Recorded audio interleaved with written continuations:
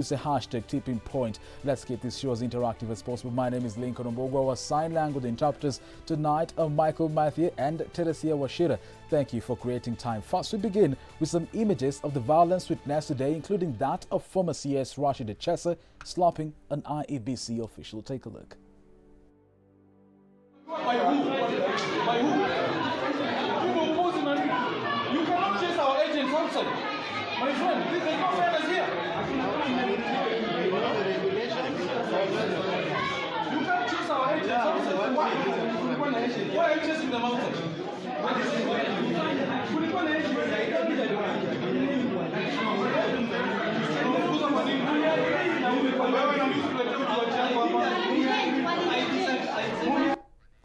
Gloria, Douglas, it has gotten to this now.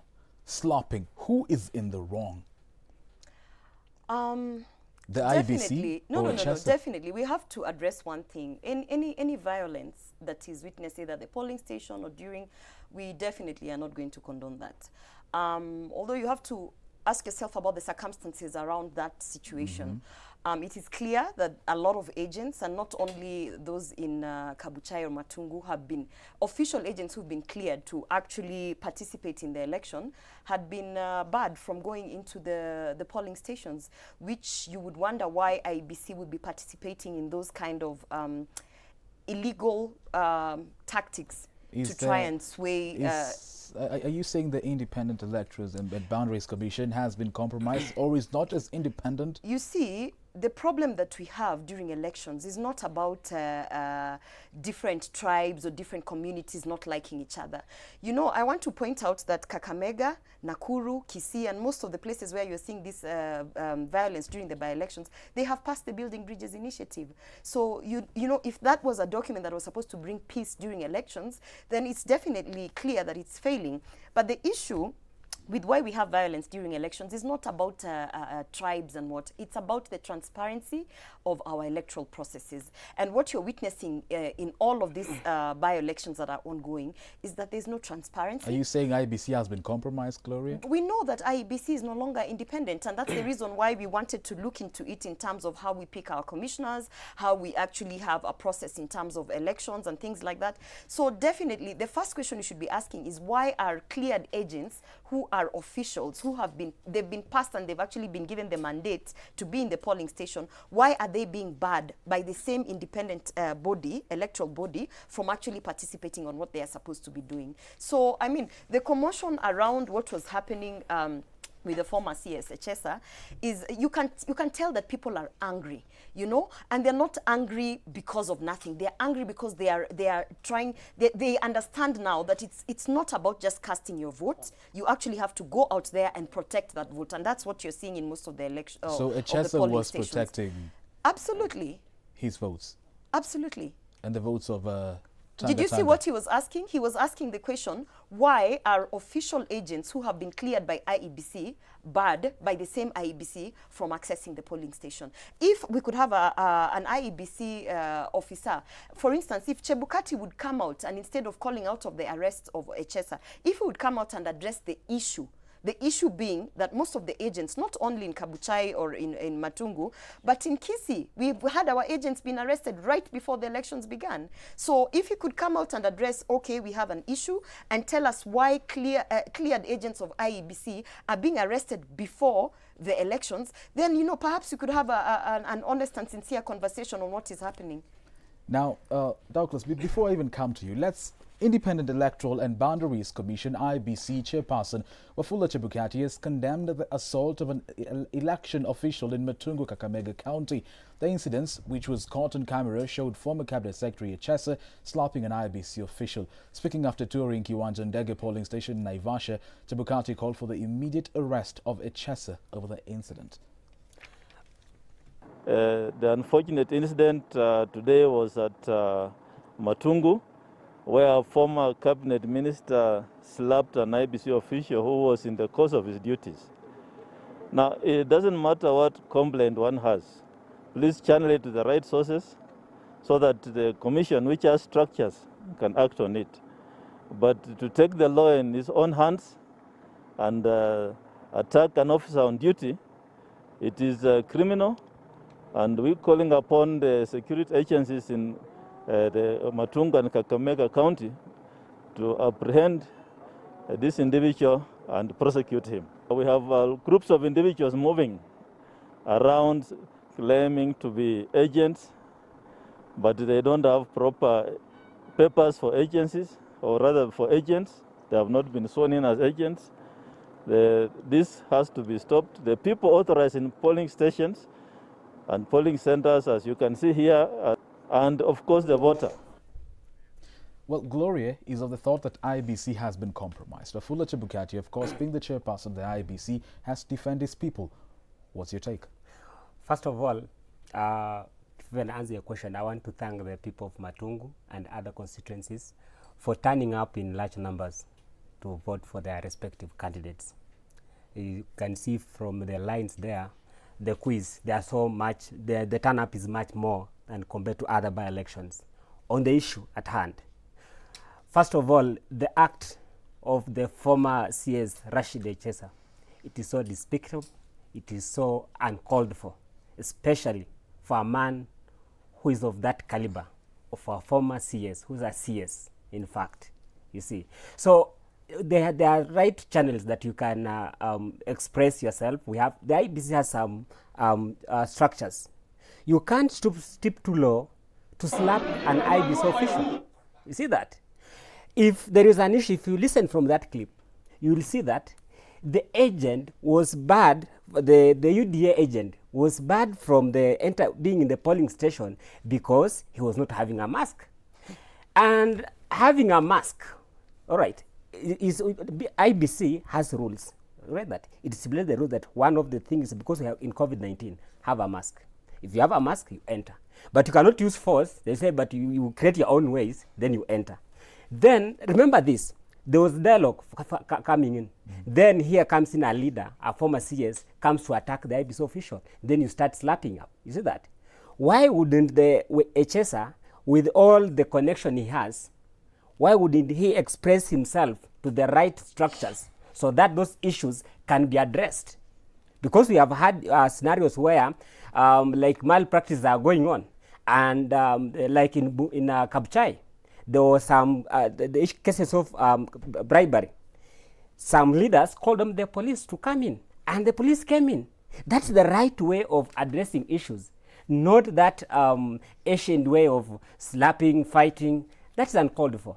In fact, before I wind up on that point, you see, we have been fighting in this country the issue of using force and fighting violence during elections. For a long period, especially the youth have been vulnerable in being used in election violence. But I want to commend the youth this time round in these by-elections. These cases you are using, they are leaders. No youth has been used to cause violence. You see, so we are moving into stages, all right, which is so much commendable. So Echesa he must know there is a role model. But has the IBC been compromised in all this? IBC, we have no any proof, okay? We have no any proof that IBC has been compromised. But they can't be complaining, you know, I mean. You see, when you say IBC has compromised, you see that? Give us cases, especially when you're talking about these by-elections. Remember, we're talking about these by-elections, not any other by-elections. Give us proof to show that IBC has been compromised. You see that? Even the elections are not yet out. We have not had any official complaint, okay, being channeled to IBC expressing how the satisfaction of the results. You see that? So you cannot claim now that IBC has been compromised. By who? Thank you, Douglas. Kevin, thank you for joining us on Zoom. Kevin, thank you for joining us on Zoom. You're on mute. Unmute, please unmute your mic, Kevin.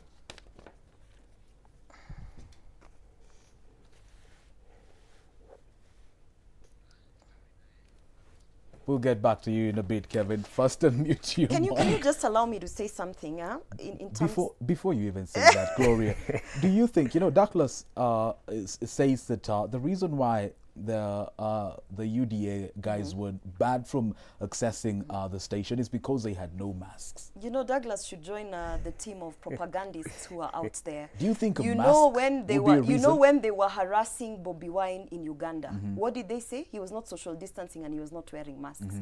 You know, when they between this period of COVID, when you are actually trying to rightfully say that something wrong is happening to you, the first thing they start telling you is imposing that actually you're not even wearing the mask the proper way. We know that is not, it's not true. So you disagree with that? Are you trying to tell us that all our agents, for instance, in Kisii, where we've had more than 5 agents arrested, They are you didn't have telling me masks? they all didn't have masks all concurrently at the same time?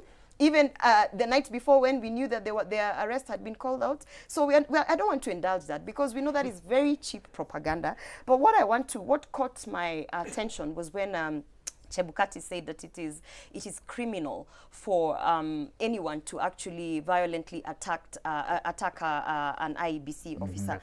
I'd like to remind Chebukati, being the chair of IEBC, that it is criminal for anyone to actually obstruct a free and fair election. When I'm talking about obstruction, I'm talking about the same independent body that's supposed to safeguard the electoral process is actually frustrating the process by making sure that certain people of the political divide, their agents are not fairly given the same platform or chance that the other competitors are. That is actually criminal. It is also criminal, and I have to use the same words, criminal is what he's saying, to miss the abuse of police force, to actually go out and have unjustified arrests. We call them illegal detentions, because that is what is happening. As we are speaking now, we have Don Bosco in Kisii, who's still under arrest. He has been detained.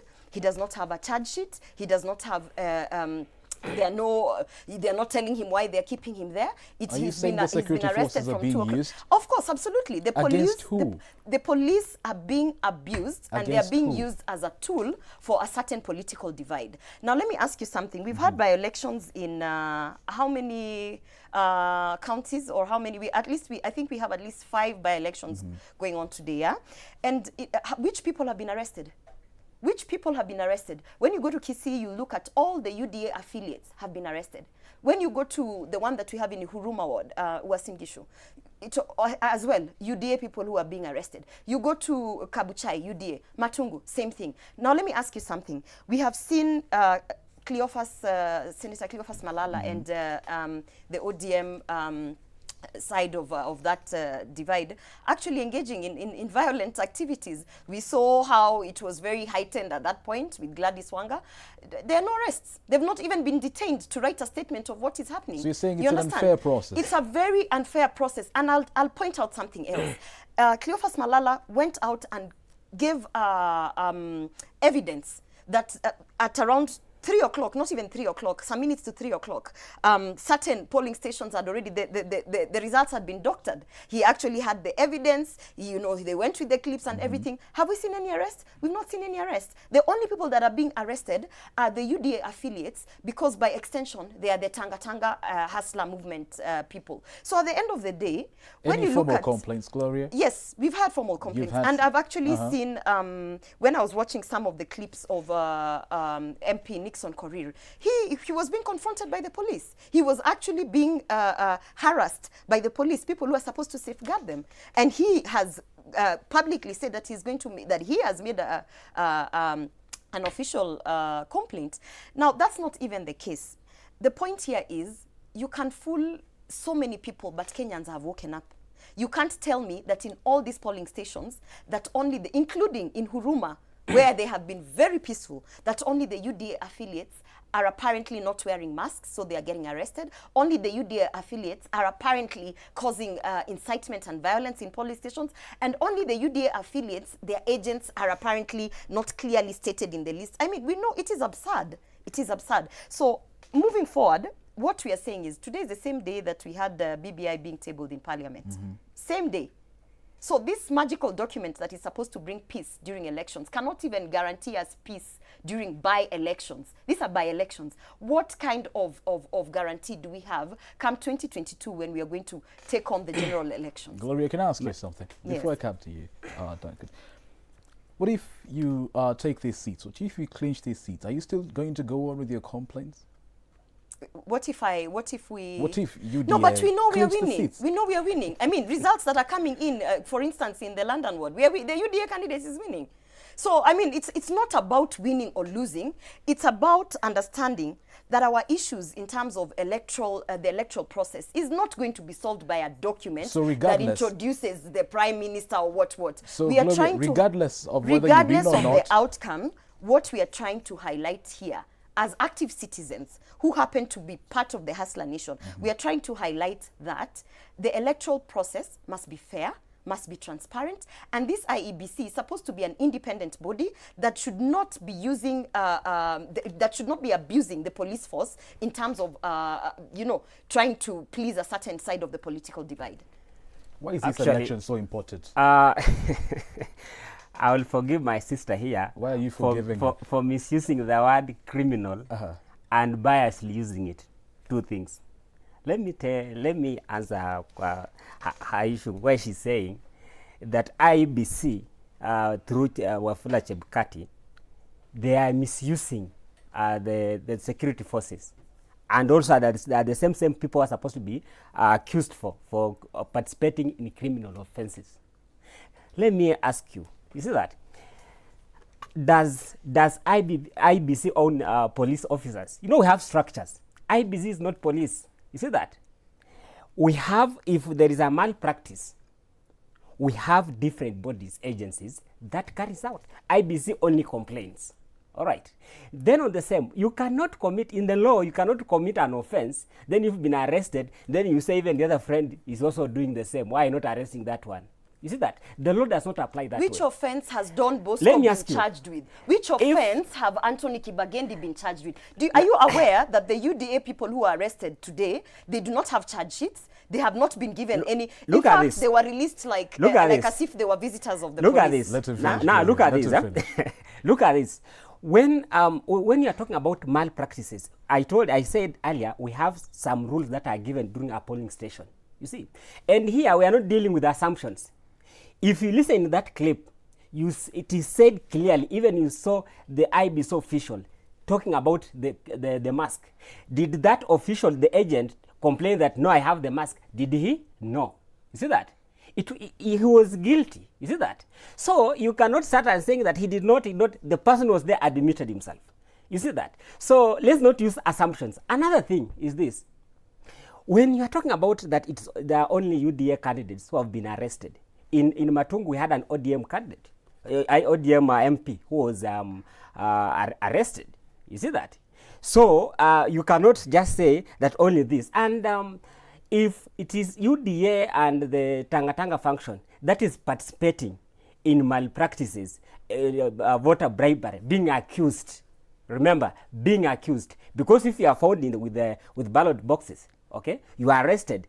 So should you not arrest them in the name of that? No, we need also to go and find the other function who are participating in it. Do you think it's a fair? Do you think it's a free and fair by-election? To me, for now, first of all, since we have not had any formal complaint, we cannot say it is either free and fair, okay, or it is not. As an right? observer. As an observer, me personally, I can say, first of all, the elections have been peaceful. To me. Peaceful. Why? It's only leaders who have been engaging themselves. You see that? That, in fact, I'm so happy for that. I celebrate for that. Because normally we used to have the people being used to cause violence. But here we're having leaders themselves exchanging blows. You see that? So if, for example, what my sister is telling here, that we had Honorable Gladys Wanga and Cleophas Malala exchanging. Now, how is it concerned IEBC, all right? If you and your fellows, you are here exchanging yourself, okay? You are not bribing, because where IEBC comes in, how are you influencing to the outcome of the elections, all right? Are you bribing voters, okay? Are you disrupting the peace in that election, in that polling station? If the answer is no, you can dance with yourselves there. There's no problem. So what was happening between Cleophas Malala and Gladys Wanga, to me, the reason as why they were not arrested, they were just having their personal exchanges. Look at what was happening. You remember even the conversation. You see that? Did Cleophas Malala, you would have told me, Cleophas Malala was found with ABCD or maybe attacking. You see that? an agent or maybe in any way the IBC officials, and he was left. We could have started from there. But now, my sister here is just making assumptions. He's No, not you giving know, the I actual think, thing what I is think let's happening on the clarify. ground. No, let us clarify. The only reason Cleophas Malala actually engaged Wanga and they started having their argument or whatever it is you're trying to call a personal conversation is because one was accusing the other of bribing voters at the entrance of the polling station. Gloria, So that is we have, actually we have an Osido. electoral. We have Kevin Osido. Kevin, thank you. Kevin, are you there?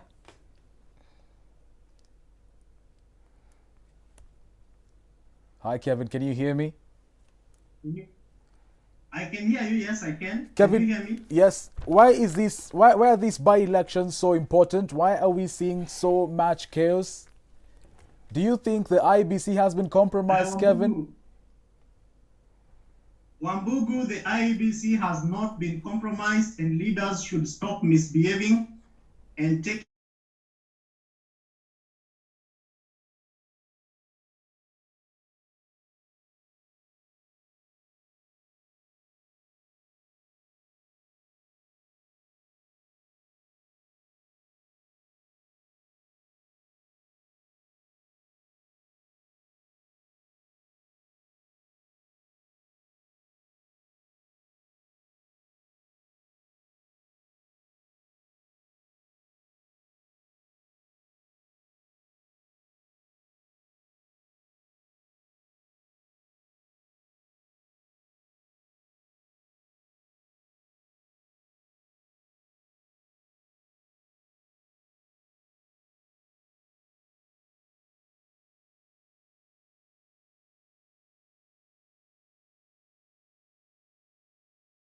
you are not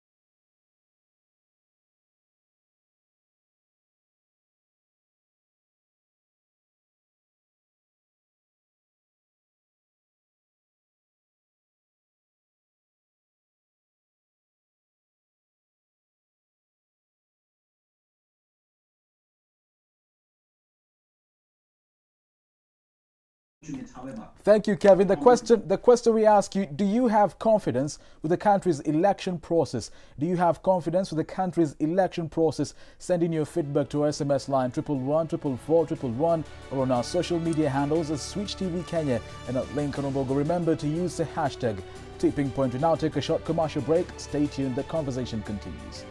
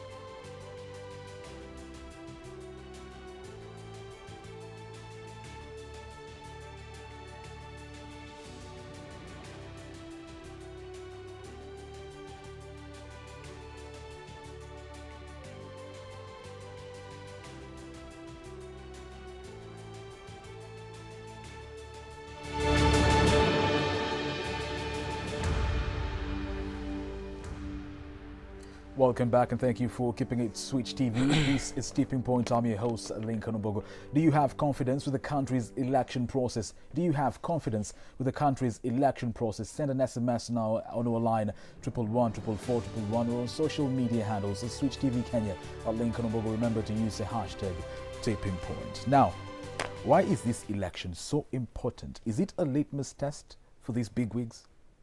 I wouldn't say it's a litmus test. Not really? No, not in terms of the presidency and who's going to come in 2022. What I would say, though, is that we are preparing for 2022.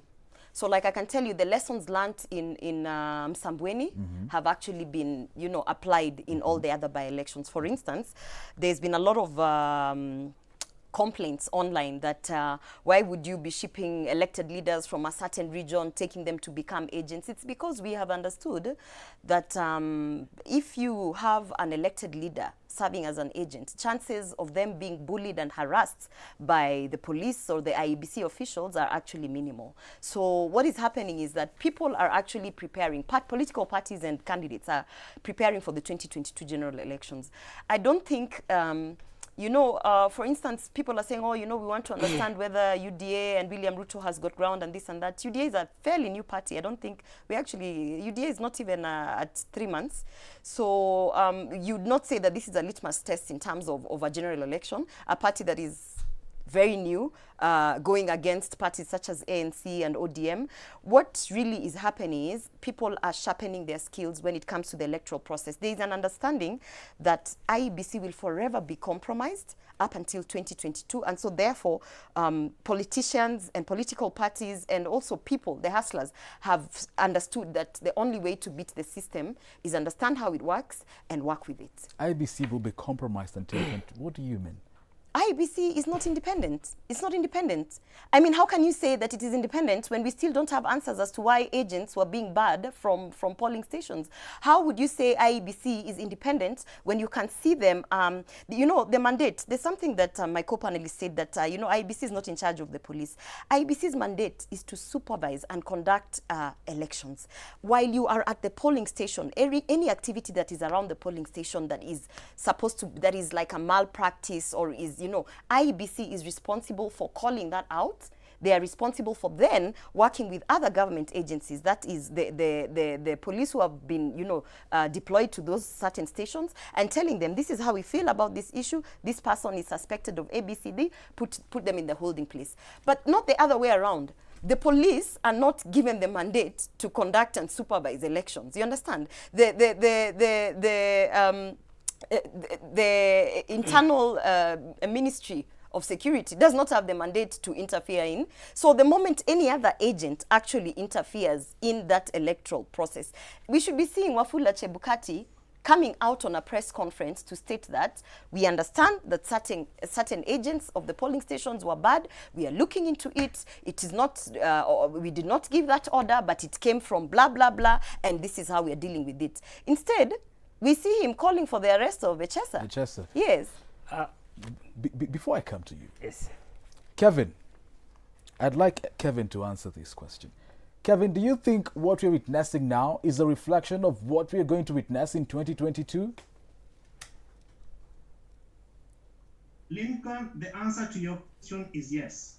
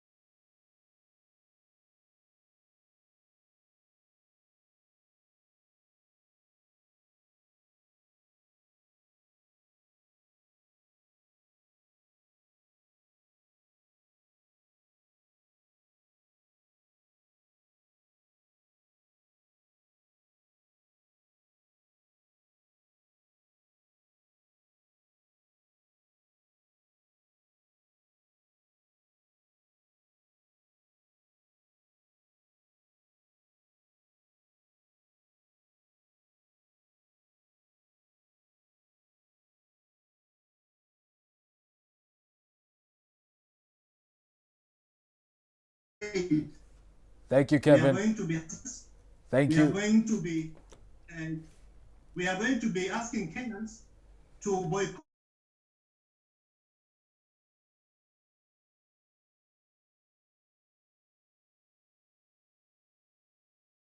Thank you, Kevin. Thank you, Kevin. Jeff Kelly says, this is a dramatic nation. Every individual in government thinks that they can own the nation and do whatever they want.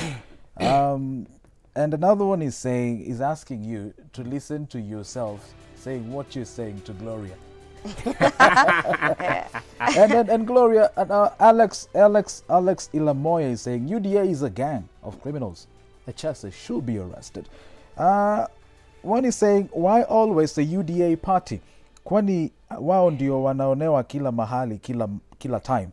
You people don't know, but why mnaharibia your president? You're too chaotic.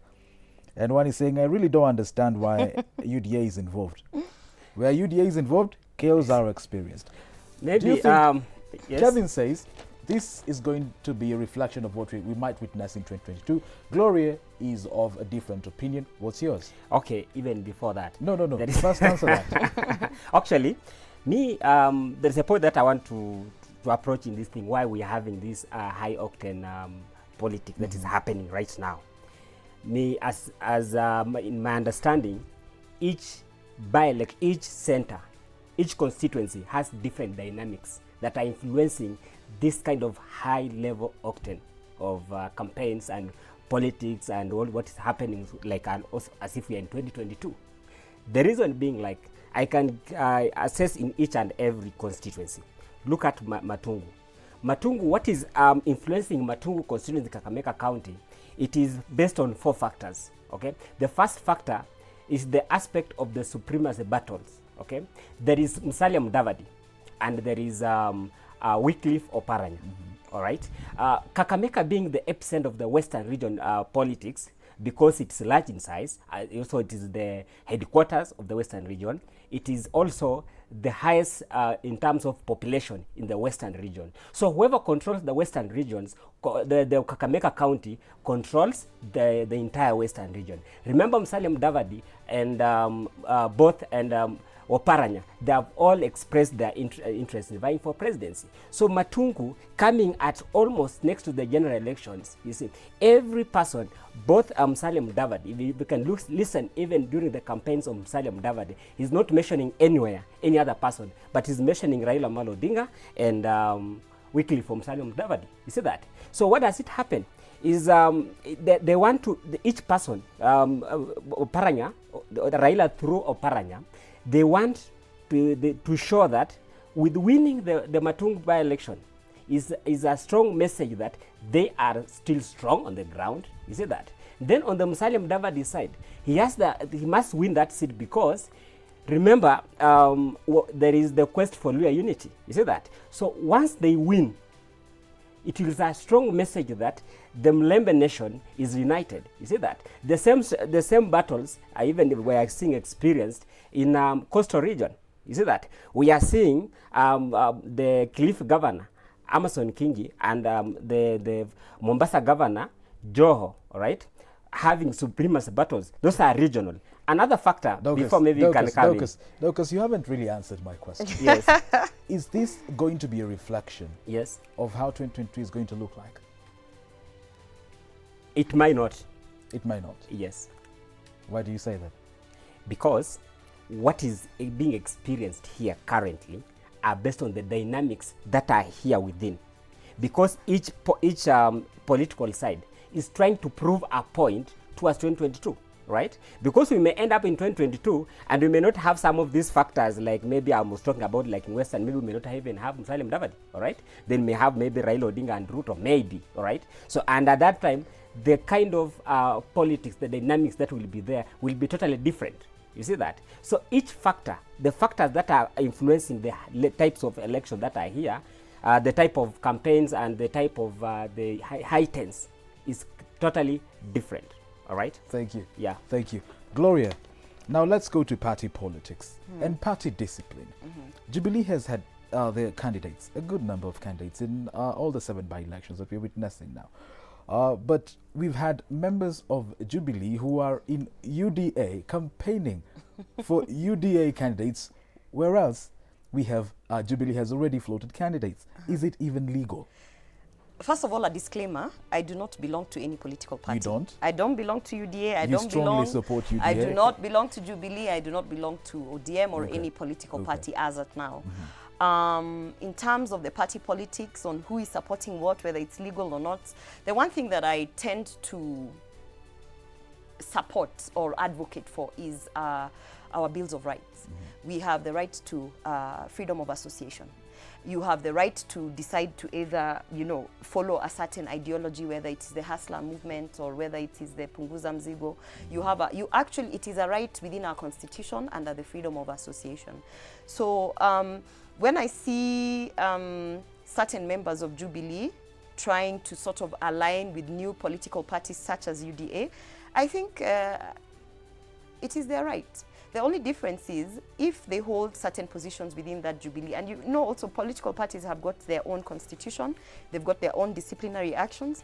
So as long as they're not going against their political party, I don't think that it is a crime for anyone to say that actually this Hustler Nation movement, I support it. It is actually the right of association. I think Kevin talked about, it's interesting that I bring about BBI, and that BBI is a process, and we require time and this and that. The reason why BBI was pushed down our throats and we were told that we have to absolutely go through a referendum before 2022 was the first thing they said is that we need to ensure that we have a peaceful political process and that we don't have to go into the cycle of post-election violence after 2022. And that's the reason why they want to have the referendum before, because apparently BBI is the solution to political think it is? violence. BBI was addressing 9 points. And amongst those 9 points, we have ethnic antagonism, and that's where they were talking about political parties not being tribal or regional and things like that. And then they were also addressing divisive politics. And how were they addressing divisive politics? They wanted to ensure that once we are done with an election, everybody wins, So even the losers feel that they have a stake in government. That's the reason why the expansion of the executive was fronted. That's the reason why BBI said, we need to have a strong opposition, and so therefore we have to create that office and institutionalize it. Now, the reason I am asking whether really this is what we need to solve our divisive politics is because these counties where we are having by-elections have passed the Building Bridges initiative, meaning the people resonate with it, meaning the people have been sensitized about it, meaning the people also understand that now we are in a new era, we are in the BBI era. Now my question is very simple to the same people who are actually now fighting within those counties in the by-elections. If you as a people have passed this bill, you believe in it so much so that you passed it in the county assemblies and you're actually mobilizing people to go and vote for it, why are we not seeing some of the beliefs, ideologies, or some of the what you would call the symptoms to cure this divisive politics? Why are we not witnessing, maybe not in full, but some elements of it? Why are we not witnessing it now?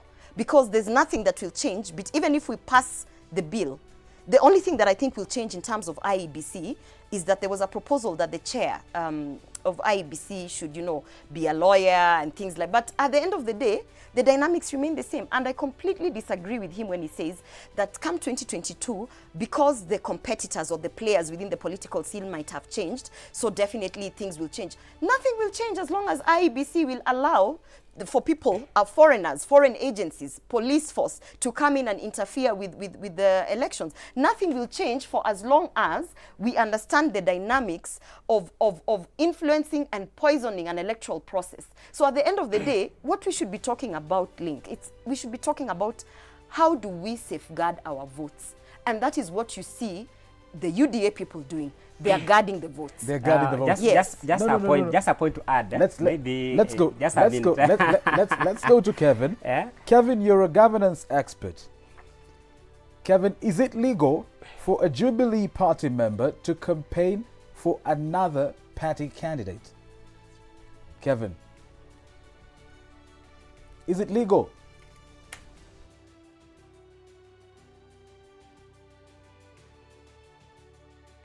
Is it legal? We've seen Jubilee face many problems the past few months. But the question I'm asking, is it legal from a governance expert point of view? Is it legal for a Jubilee candidate or Jubilee member to be campaigning for another candidate from another party? God, it is not right. Whether legal or not legal, I think if you go through the Political Parties Act, there's actually a clause, I think it's Article 260 of the same, I need to refer, that prohibits members of one party campaigning or even insinuating to be advocating for the prospects of another party while they are members of an existing registered political party. And further to that is to go through the constitution, the establishing governance frameworks of Jubilee. And to a greater extent, I think that is partly why we have seen a lot of squabbles within the Jubilee party, including changes to its higher apex of leadership, where we have had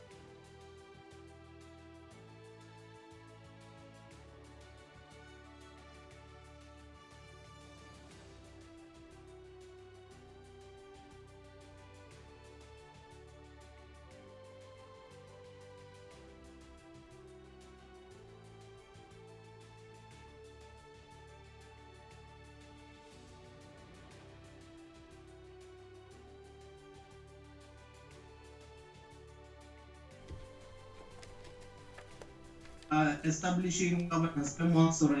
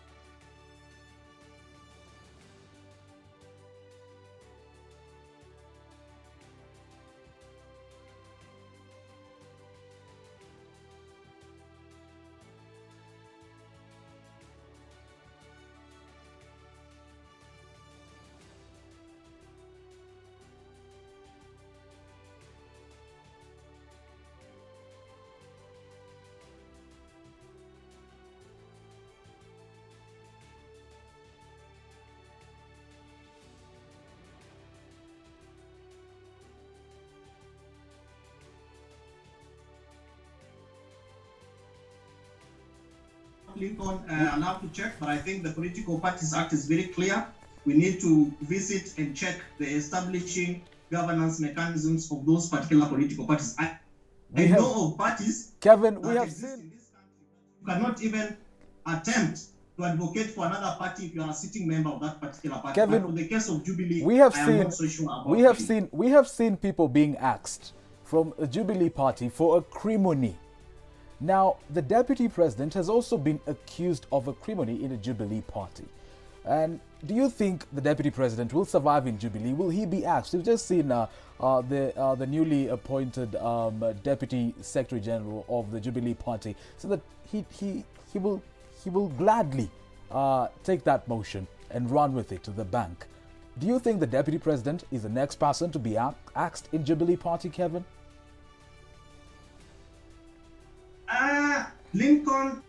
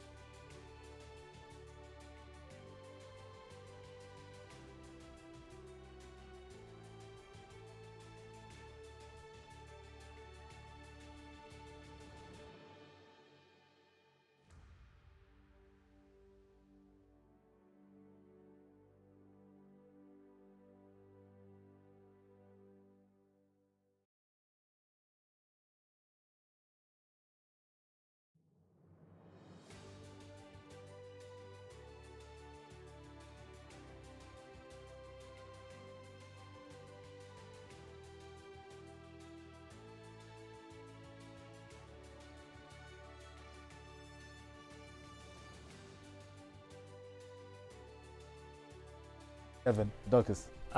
First of all, even before that point, there is, I want to comment on my sister's point here. You know, it's unfortunate that she's contradicting herself and swallowing her own words. Yes. Remember she used the word our when she was referring to UDA. We are winning, right? Then she says, you posed her question, are you in any party? Are you in a support of any party? She said no. Is it that? So you have to be very clear on that. I will clarify right? that. You see that? Yeah. Then on the another position, She's worry. here. Don't worry about that. you see that? So she is, of course, supporting UDA, all right? From her sentiments, you can see very clearly, all right? So just on that point. Then on whether the Jubilee government will succeed in axing the deputy president, that is, if the Jubilee wants, if the government wants to ask the deputy president, it will, all right? It will. But what we need to ask ourselves, what will be the implication? What will be the aftermath of the axing of the deputy president, right? Because the government has tried before, the Jubilee government has tried before, wherever they want to do something, they have succeeded, all right? So if today the Jubilee decides that we want to impeach William Ruto, they will do it as soon as 10 a.m. Ruto will be out. But now the only thing is, even if they want, but sometimes they have to look at, if today, like Honorable Mratha last time was saying, very soon they will be evicting the deputy president from the Hustler mansion. Yes, they can, all right? But now we look at if today they evict the deputy president, you know what will happen? The DP will run to the people. You see that? And say, you see what? People? Yes, we'll say, you know what? The big boys have evicted me from the what? From our mansion because I'm poor, all right? What's Let going us to be the unite. next? All right, sir. So they also have to calculate. Will the deputy president be axed? First of all, for avoidance of doubt, I will. Less than a minute yes. I have the freedom of association. I associate with certain ideologies and beliefs of the Tanga movement, of the Hustler Nation movement. But am I registered to a party that is affiliated to them? No, I'm not. So UDA? I'm not speaking. I'm not a member of UDA. I'm not registered and I'm not a member of that party. So I think that answers your question. You're asking if the deputy president is going to be. And this will be. I don't think Uhuru Kenyatta is I don't think that it would be smart of him, and I know that he also thinks like how I think. It's not smart of him to be remembered that his legacy will be that president, that one president that we've had in Kenya who attempts to impeach his deputy. I think his focus right now is what is going to be his legacy, whether it's going to be the Big Four agenda or BBI. I don't think that he would be stupid enough to actually attempt to impeach his deputy. That's my sentiment. That's your sentiment? Yeah. Now, politicians are people, and this is our quote of the day. Politicians are people who, when they see a light at the end of a tunnel, go out and buy more tunnels. By John Quinton. Now, the views described in the show are strictly individual views and do not portray the views of Switch TV. My panelists and of course you viewers, many thanks for watching. I am Lincoln Ombogo. Our sign language interpreters, thank you. Michael Maithe and Teresia Washida. The conversation continues next Thursday at exactly 7:30 p.m.